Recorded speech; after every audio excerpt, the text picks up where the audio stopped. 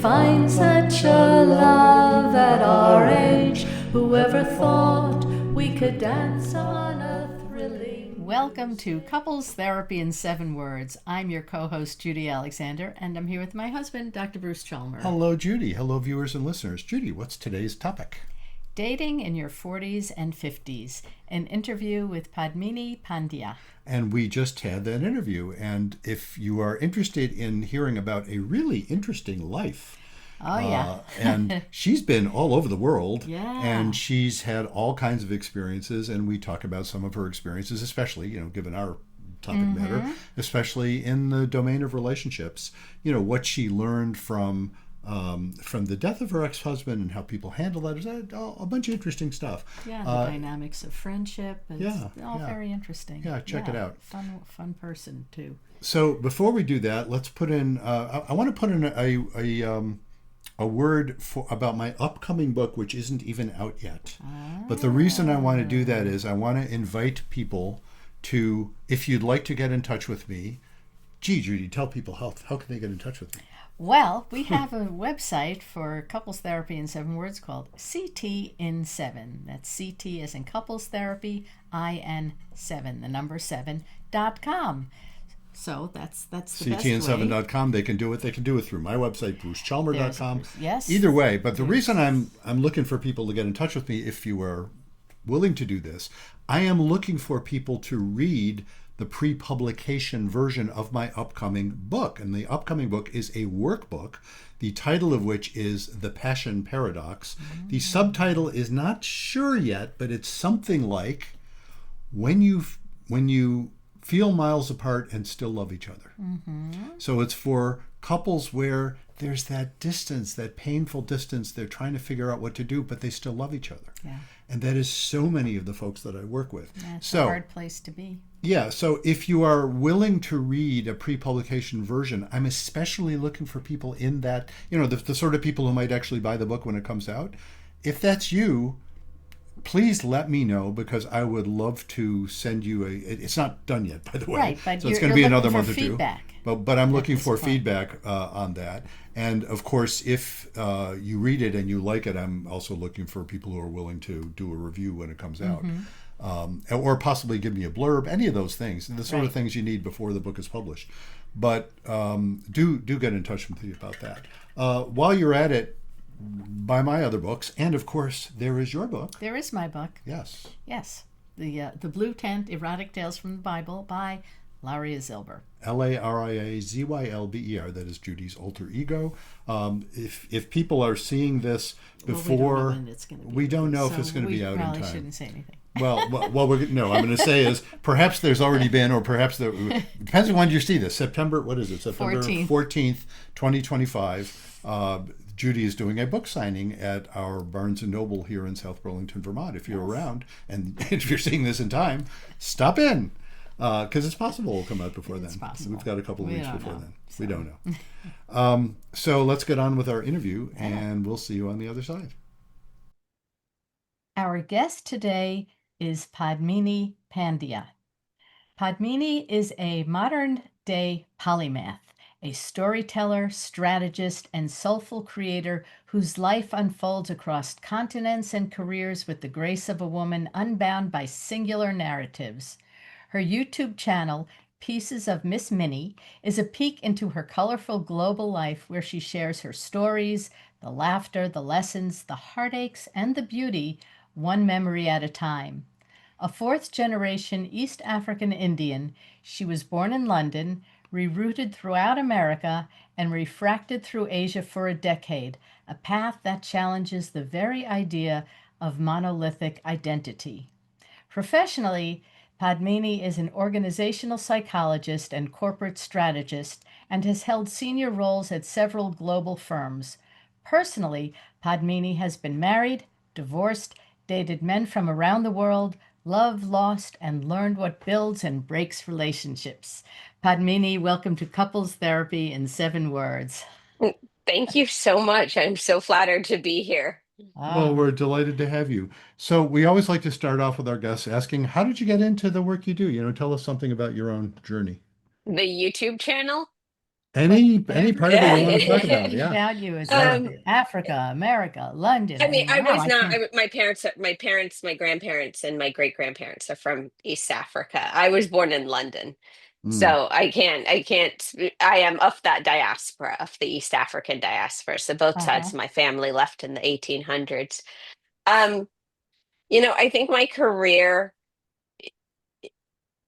through, I became an organizational psychologist and corporate strategist. And I think that was a combination of my education. I have 4 degrees in including a master's in industrial organizational psychology and an MBA. And so I think a lot of those roles while I was in Asia, I gravitated towards them, and I guess perhaps in a respect they gravitated towards me. And so I got to work at some really big tech companies running, corporate or business strategy or as a, principal digital uh strategist when my last corporate gig was with Adobe. But since then, and that was really quite a wild ride, and I got to see an enormous amount of Asia at the time. And I lived in Bangkok for 2 years and Singapore for 7. And yeah, I mean, though that experience cannot be replicated, certainly not domestically. There's no mm, way. You have to be in those regions and for a long time to really understand, doing business in Japan as opposed to Vietnam or, India as opposed to Australia. And that was a formative decade in my life. I was basically my 30s were spent in Asia. But upon coming back to the States, which was around COVID, I first tried my hand at a startup, which, I can sufficiently say I bit off far more than I could chew. And, I made the mistake of moving to LA, of all cities, shortly after my return to America. And that was perhaps not the best strategic decision making I've been uh, accountable for. But, since coming back to South Florida, I really sat a long time as to whether I wanted to kind of rebuild that career or, pivot it into something. I had enough experience, but in some respect, just like my heart wasn't in it anymore. And um, and I think there's always been a much bigger creative inside me than I've ever acknowledged or given her credit for. And I think that is where so much of the friction in my career was that I was almost like pantomiming a corporate person, but uh, really I wanted to be an artist. But my art ended up being storytelling. Um, Even Oh. though I've dabbled in a number of other mediums, but I ended up doing a YouTube channel, which was not even my plan. I did not see that coming, but these were almost like spiritual downloads that I received that I just realized like I had to do this. And so I did, and it changed me a lot. I've had the channel for not a year yet, but I've done some funny episodes, some difficult episodes, some stuff that's in between, and and shared sort of vignettes of my life as well as I've kind of moved around the world and the people I've known and the places I've traveled. And yeah, and it just there was the only thing that didn't feel like organ rejection, like quite literally. And so that is what I'm doing. And sometimes I do some consulting on the side because my background is in like turnarounds and transformations and like post-merger integration. But this is really my passion. I love storytelling. I love digital media. I think like what how society is changing right now and responding is fascinating. mm. Wow. It's interesting. I don't know that I've ever heard someone, I really like that description of like, I think if I'm understanding you right, being in a job that just doesn't work for you, being like organ rejection. That Hmm. I can relate to that. Before I was a psychologist many years ago, I was a statistician for a while. I was teaching courses in data Oh, communications. Yeah, it was fun, but I don't know if I'd call it, well, yeah, actually toward the end, it did sort of feel like organ rejection. That's really, yeah, that's an interesting yeah. way of putting it. Yeah. So one of the things you've talked about, I know, is the death of your ex-husband, and I'm Yes. curious, because we're all about couples therapy and couples issues and things like that, and sort of curious. what did you learn from that? Tell us about that if you'd like to, What? and also more generally, what have you learned about relationships? That's kind of what we're curious about. Yeah. Oh God, what didn't I learn? That was a very particular circumstance. I think like every marriage is different, every divorce is different. So, a lot of that is contingent on the context Mm. of who the two of you were, how it ended, and so he died about 3 years ago now, and we had already been divorced for about a decade, and we didn't have kids, so it wasn't like there was a lot, you know, tethering us together. And I, moved to Asia quite quickly after we separated, and so that was pretty absolute. Um, but I think people think about the typical sort of stereotypical way people think about divorce is obviously like acrimonious Mm. and, if not egregious at times. And, that it's a war, and our divorce was not a war. And, and I was very conscious about not asking for anything because, frankly, like I had lived a very good life with him in my 20s, but it was money he earned, and I respected that. And so our divorce was actually very clean. And then I was in Asia for 9 years. So like there was very little tethering us together. And um, but I wished him well. Like I really wanted it to work out for him. He wanted children. I was not, of that nature.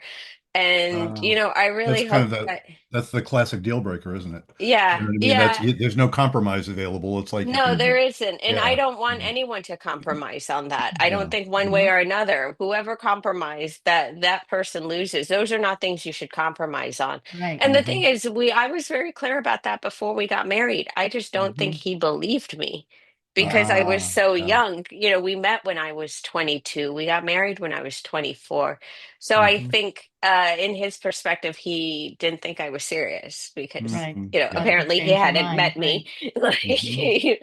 um or something would happen and it would just happen, Mm-hmm. but like Sure. it didn't. So for a number of reasons, we also really didn't have that much in common. He was a very good husband, and he was good for me at that intersection of my life. He was not the man who was going to go forward with me. We had run our course. Mm-hmm. We had got to the end of where that relationship was, and at the end of it, it had been 9 years.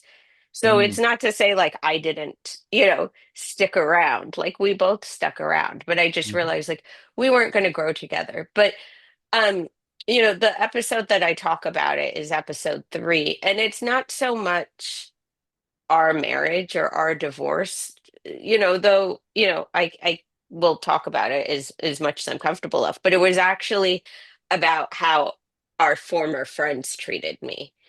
And Ah. I think that is a very, very complicated place. Like if you're married to someone and they die, you're a widow. Like everyone Mm-hmm. understands that, but Mhm. they Right. don't understand the very complex nuance that not everything ends in hatred.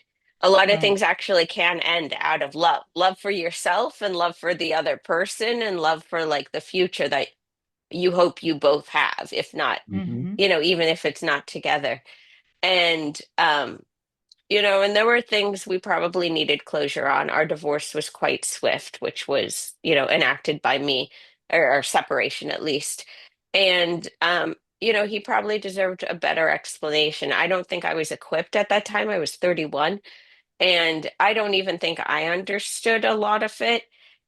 And, but I didn't cause him any harm. I didn't cause him any grief. But, when he died, I got wind that he was rather sick, and it was a tenuous situation. And I tried to see him a couple times, and he didn't want to see me. He wouldn't see me. And, Mm. I actually understand if the roles had been reversed, I probably would have felt the same way. But we got no closure. And so that was very painful. And that would have already been excruciating, and is something, even when it flashes by my mind, it still shocks me. But it Mhm. was actually how a lot of our mutual friends, we had a tight group of friends, and had really spoiled them. And they basically iced me out. And basically sort of regrouped and sort of celebrated his life, but they had put together a WhatsApp group that I was explicitly excluded from, and really they were remembering the good old days, although like Mhm. I had been an intricate part of You're like a part of that, organizing and sure. like paying for those good old days, and so had Gary, and so it was just weird that they were trying to remember him, but also really aggressively trying to pretend that I hadn't been there, particularly because I was the one who brought that group together. So I think Um, there are two aspects of it and they're completely different. Like my relationship with him and finding peace and solace and closure, though not having a face-to-face conversation, which and frankly I think was probably for the best. But there Mhm. was also this bizarre dynamic of how people behaved towards me, thinking that just because we were divorced, you know, I was an easy villain. And I was like, we've been divorced for a decade. Like Mhm. I don't know. I nobody is crying about this more than me. So I don't understand like what role you think I did or did not play. was Mm. he repartnered or remarried?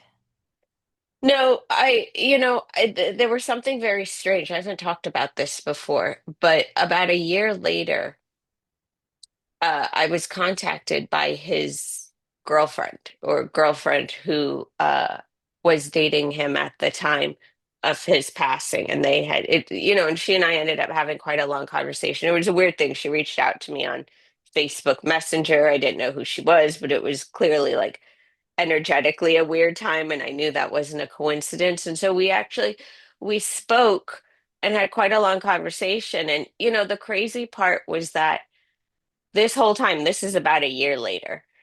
A year And later, meaning after a year after his after death. he Yeah. passed, Mhm. and that had been an excruciating year. It had been a really, really tough year, but I was coming out of it. And, I spoke to her, and in some respects, I was actually so disappointed in him because she was actually a lovely woman in her own right, a really, really solid, formidable woman who, had really worked against the odds. And in speaking to her, it actually sounded like he was still doing to her some of the, you don't get a divorce accidentally. Like there were aspects of him that, could have been a lot better. The fact that he was emotionally very cold to me, the fact that he played these sort of Mhm. like keep you at arm reach sort of games, the lack of affection, the lack of emotional availability, the lack of like really Mhm. seeing me, this sort of, and I think a lot of men do that in particular when they probably know you're too good for them and you Ah, could do yeah, better. that's interesting. Yeah. So instead, they kind of try to gaslight you into thinking that they're the prize and you're the lucky one for being there. And so you end up Uh-huh. chasing them. It's like they change the power dynamics because they're afraid you're going to leave. And the thing is, Yeah. that works for a while until you realize you're actually getting nothing and you're giving Mm. so much. And it's Mhm. almost like if you don't like me, like, let me go ahead and get out of your way. Like, clearly if it seems like I'm bothering you here, like I don't want to bother anybody, like let me go Mhm. ahead and exit. And, Well, I think you identified the key there, which is fear. Which is it's yeah. interesting because you identified it because I note that it's one of the things I talk to couples about a lot, and it's this one is particularly gendered in this direction. Even the question about should you do couples therapy or not, overwhelmingly, not universally, but overwhelmingly, women want to do it and men don't. That's usually Mm, how that works. Women want, you're right. yeah, I yeah, don't want to mansplain to the women in the conversation, but Mhm. you It's guys been want to my talk about stuff. experience as well. Yeah. Yeah, and that's what I note. And so the question of saying to women, well, how can you invite a guy to at least entertain the idea of doing couples therapy? It is rare that women understand that what's happening with a lot of that behavior you're talking about is fear from the guy because the guy won't admit it even to himself. But a lot of it is yeah. fear. He's afraid he's going to lose you. And And then so, the irony is he yeah. does. He And then he does. does. Well, of course Right. he does. Right. The And what's irony is he interesting, pushed you away so far, you have yeah. no choice but to leave. That's And right. so sometimes what works out is if the woman can recognize, wait a minute, rather than trying to say, what women tend to think is he doesn't care, or he's arrogant because he is arrogant, often. Yeah, he is. Um, Yes. yeah, he often is. But what's underneath it is fear often. And so Yeah. when the woman is able to say, wait a minute, let me see if I can understand why are you afraid and actually be curious about it, he's not crazy to be afraid. That's the other piece. He's not crazy to be afraid. If Yeah, he because I did starts, leave. yeah, you And he's did not the only exactly. one I And left. if you had, I don't, it sounds like you didn't go to couples therapy, but I don't know. But if you Well, had, I had yeah, asked, yeah, I had done exactly what you just said. I had of asked course. for it much Sure. earlier. He had Yeah, rejected it. And yeah, then basically, once I asked for a divorce, he was like, let's go to therapy. absolutely.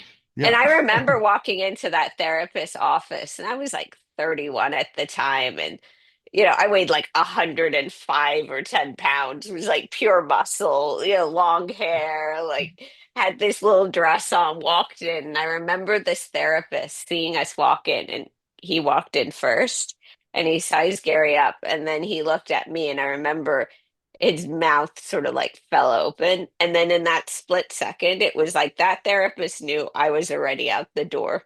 Hmm. And he knew it. Yeah. I Yep. knew it. I knew he knew it. He knew I knew it. And it was like we had to get him up to speed. Like he Yeah. knew as soon as we walked in the door, it was way too late.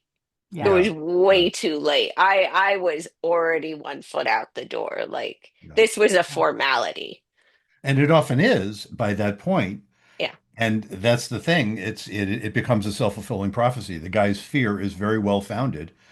If people can manage to recognize that a lot earlier, and again, often what it takes is for the woman to know, wait a minute, he's being a jerk. I'm not saying he seems like he's being a jerk. He's Mhm. being a jerk, but if I can Yeah. recognize, maybe if I can ask about the fear with genuine curiosity, maybe he won't be as much of a jerk. And I've seen that happen on occasion. When I get to meet people, between the two of us, I'm the therapist. Judy is a retired educator. She's the real person. I'm the therapist. That's the way we like to put it.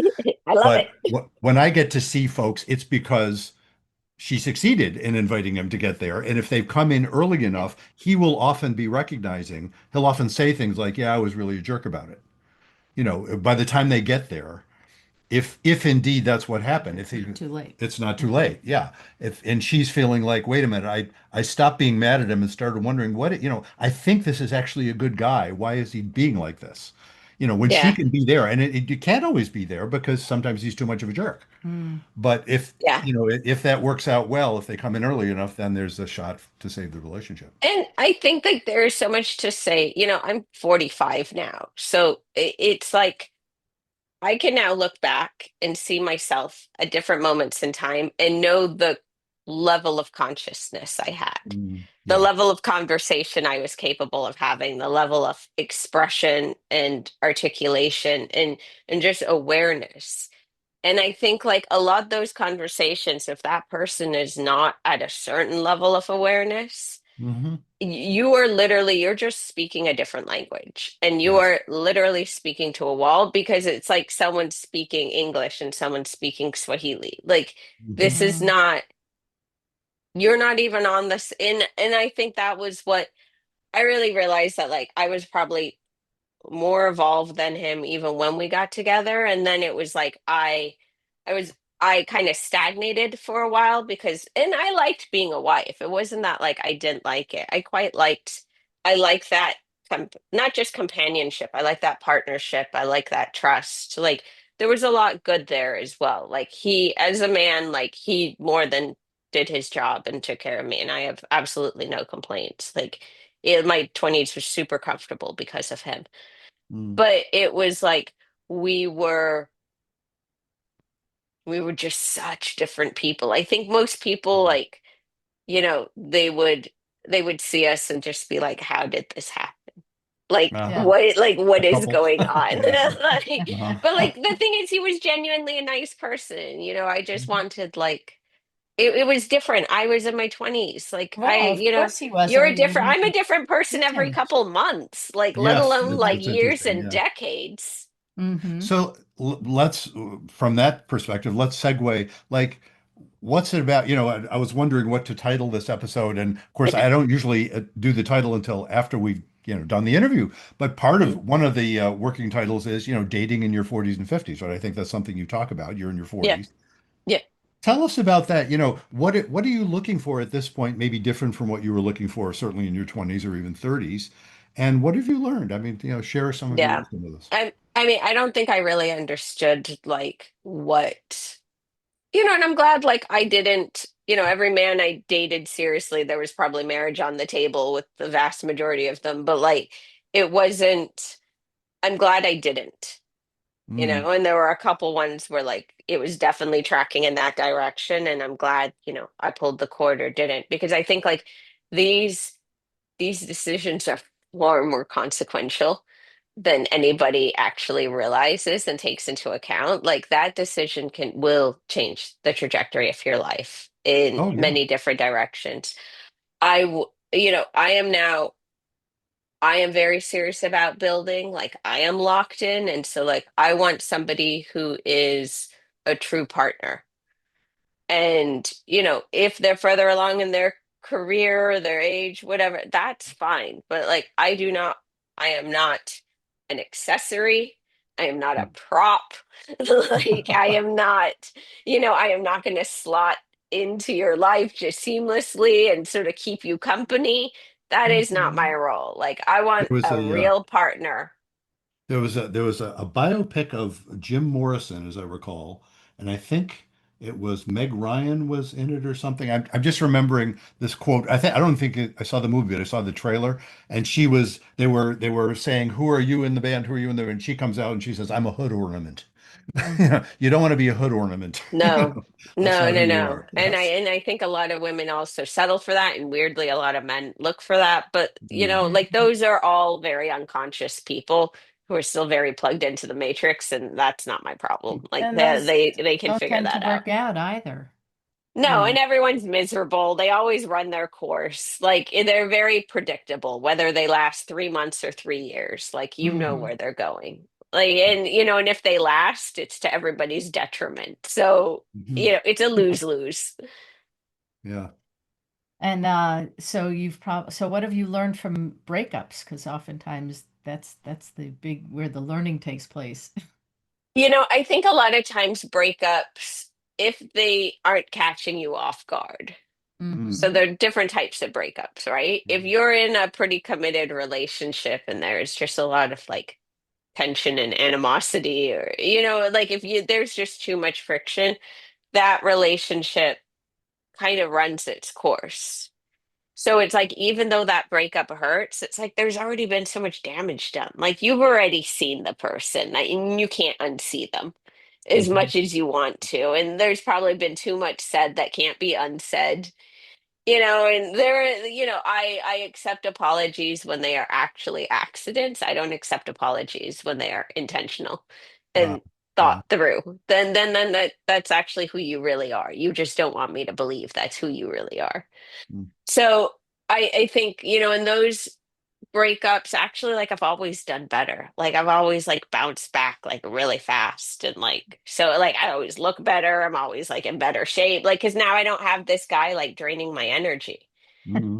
Now I don't have like all this tension trying to please some like arrogant narcissist. Like, then I'm just like, all right, fine. Like, this isn't working. Cool. I agree.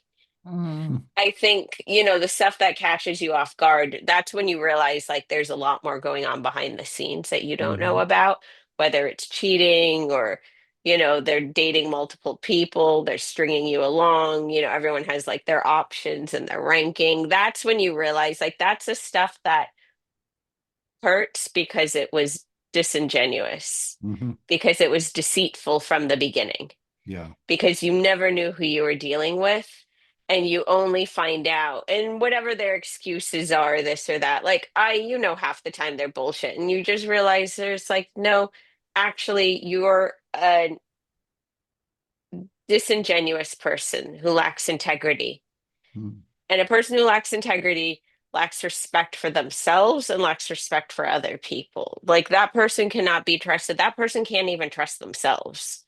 Well, and one of the things I note in working with people who have been through betrayal, which is a pretty big chunk of the couples I work with, there's been some kind of betrayal that's happened. And one of the side effects, or not even side effects, main effects of betrayal, and you can tell me if this is your experience, is it's bad enough that you're realizing, oh, I thought this person had integrity, but clearly doesn't. But it's also, what about my own judgment? Yeah, Why couldn't I see that? You're no, doubting I your own know. judgment, doubting your own sanity, how do you trust even your own ability to know if something's going to hurt you or not?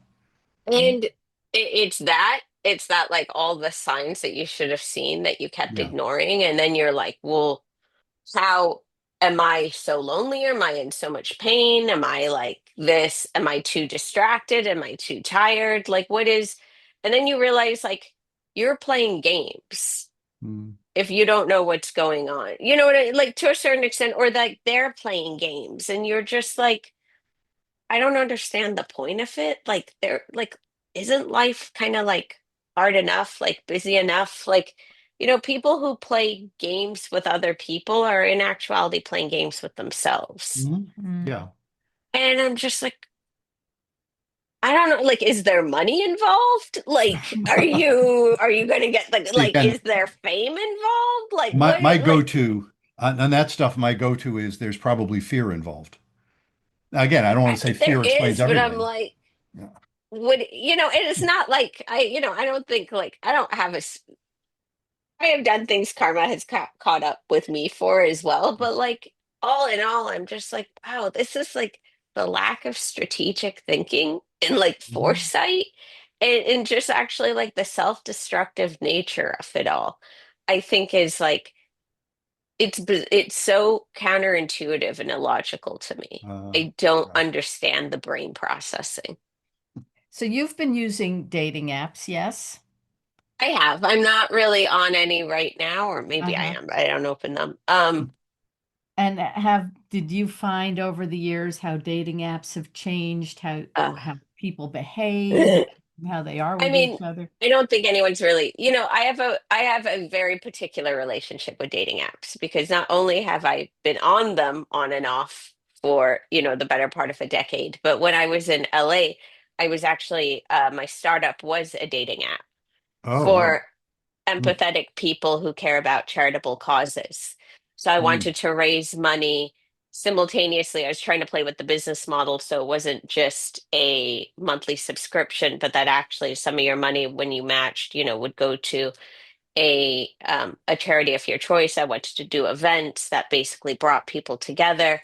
And so, it was a cross section of dating and friendship and community because some men that I've met on dating apps have actually become like one of my best guy friends I met on a dating app. So it's not that like it's been all hell. I've actually met like some very very interesting men on dating apps, but it was also like I think sometimes people like date a lot because they actually want more friends and community. I don't think they mm, want a relationship as badly as they think they do.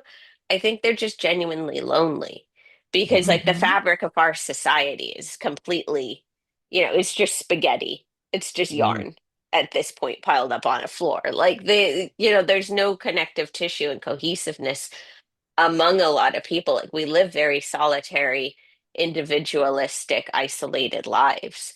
Hmm. And so I thought like if I don't believe that there is like a predictive technology as sophisticated as AI is getting. Like I still don't think we can actually like really predict it unless you can really address like pheromones and chemistry and sex mhm, appeal and a sense of humor and banter, and that can only be done in person. That cannot like the technology actually like fuzzies that up a lot, but you really can't predict um chemistry without that interpersonal connectivity, and it has to Hmm. sustain itself over a Right. while yeah. and eventually become sexual for you to really know if it's working or not. But I think the if there was one value that I thought was sort of like the underlying consistent value that if you were to try to find a relationship, what would be most important? And for me, it was empathy.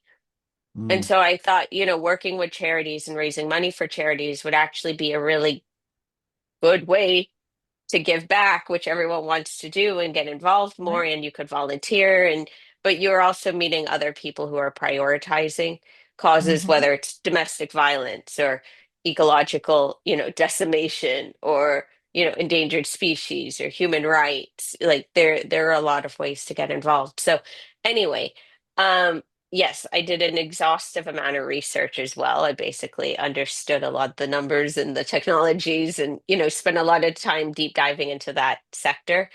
And I think overall people are sick of them. I wish I had gotten Yeah. that company off the ground, because I think it might have been a decent alternative. But like, I think a lot of people are just like, it's chaos. It's just mayhem. Mm-hmm. Mm. Wow. I saw some article, I don't know, in the past couple of weeks. I don't remember the details, but what I remember is something like that where people are starting to recognize they need to find old-fashioned ways of meeting people in person and actually getting to know people as opposed to the sort of spaghetti you're describing, right? Yeah. Yeah, yeah. And I've told male friends, male and female friends, but my male friends, it's like your female friends, particularly if they're single, if they know an eligible man, they might date them. But I've actually been telling, the men that I know, that I'm just like, introduce me to somebody. Like, Mm-hmm. Mm, you know me, mm. you know my taste. Yeah, like they know me. So I'm like, so introduce me to somebody. And so that has actually, we'll see. But then, I'm also like, I'm more social and I'm more out and about. And so if you meet me in person and in public, and like, now I've left this to God. I'm like, I've stopped participating. Like, Yeah, I'm like, clearly this is not on my timeline. uh-huh. Like, Indeed. so, The appointment they'll time. have to figure it out. Yeah. So tell folks how they can find your content, as they say. Although Yeah, I yeah, try yeah. to avoid that word content, but there it is. You have a No, no, YouTube. that's what all of Tell this folks about is. it. Yep.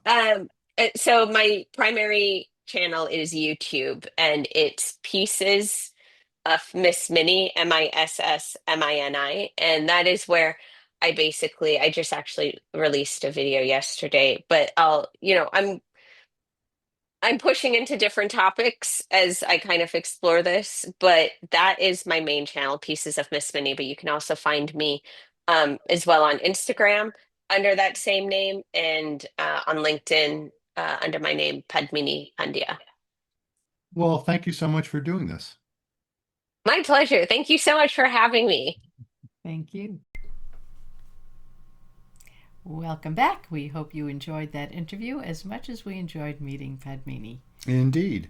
And as we said in the intro, if you'd like to get in touch with us, if you'd like to make any, well, that's your line. You say those things. What if people want us to? What if they want It's to? okay, you can say that. Yes, if you have a topic that you would like to see on our show, you can write to us at ctn7.com. Or if you yourself would like to be on our podcast, you can go to ctn7.com and tell us why you'd like to be on our podcast. Or if you have a question that you would like us to address on our podcast, all those, just go to ctn7.com and you can write to us. You can set up an appointment on Calendly for you to be on the show. So all those things. And so until next time, Remember, be kind don't panic. and have faith.